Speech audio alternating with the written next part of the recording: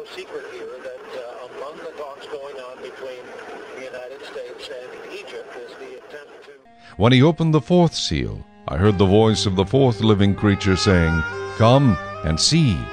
So I looked, and behold, a pale horse, and the name of him who sat on it was Death, and Hades followed with him.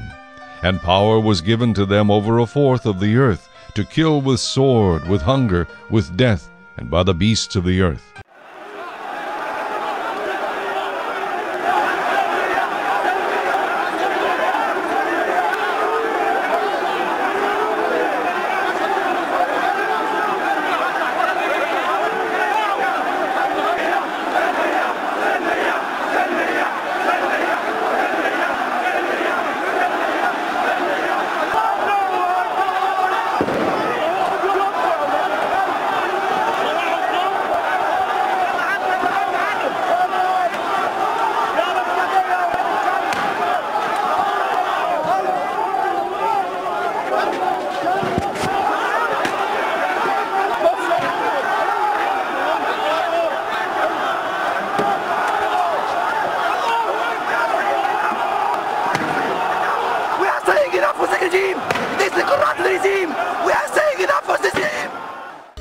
All these are the beginning of sorrows.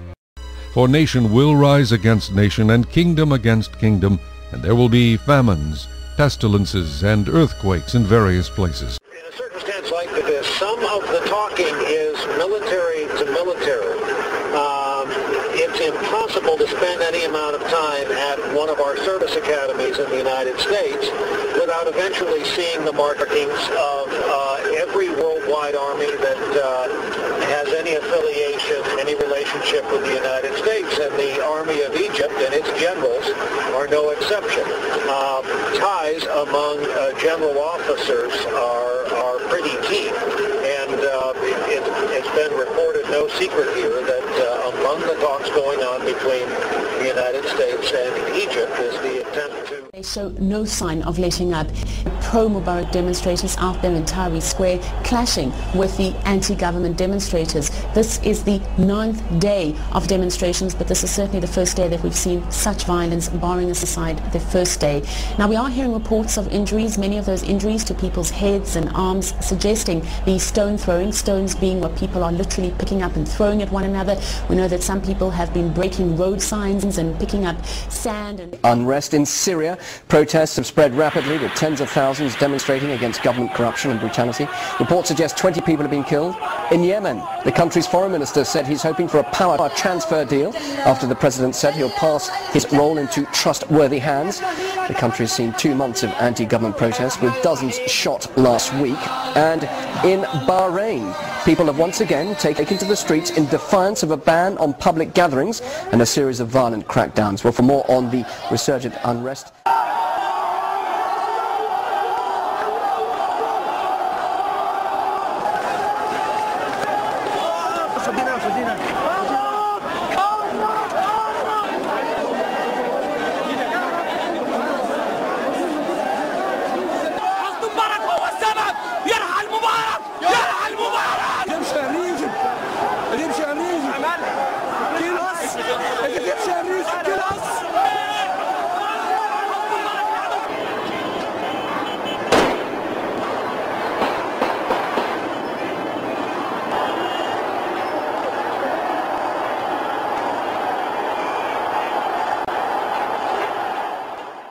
But when you hear of wars and rumors of wars, do not be troubled, for such things must happen, but the end is not yet.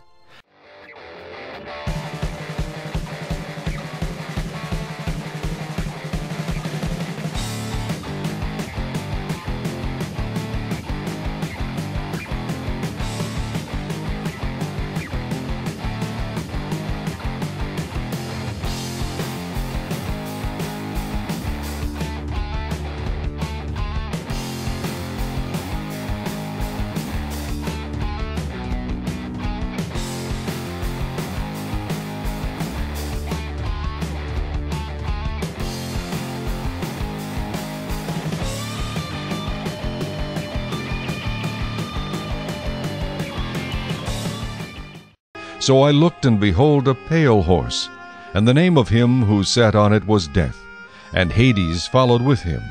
And power was given to them over a fourth of the earth, to kill with sword, with hunger, with death, and by the beasts of the earth. Helicopters dropped off large amounts of military equipment at a Saudi military base in northern Saudi Arabia. They follow on from a report some 2 weeks ago that appeared in the London Times magazine. And according to that report, Riyadh had given permission for Israeli warplanes to use a narrow strip of its airspace in the northern part of the country. The report also states that Riyadh is adjusting its missile defense systems so that Israeli jets flying overhead will not be shot down. The WikiLeaks document published by Huffington Post states that the Israeli government was looking at 2010 as a critical year. Both sides then discussed the upcoming delivery of GBU-28 bunker bombs Shatter to Israel. One noted that delivery should take place in silence so that we could avoid allegations that the United States government to help Israel to prepare for an attack on Iran. The GBU-28 is a powerful bomb. The bomb is 5,000 pounds, that is approximately 2,260 kilograms, and is laser-guided. From the discussion in the leaked document from the United States Embassy in Tel Aviv, it seems that the Israelis have obtained the bombs, by all accounts, 100 pieces, to break the Iranian nuclear program on the day they deem it necessary.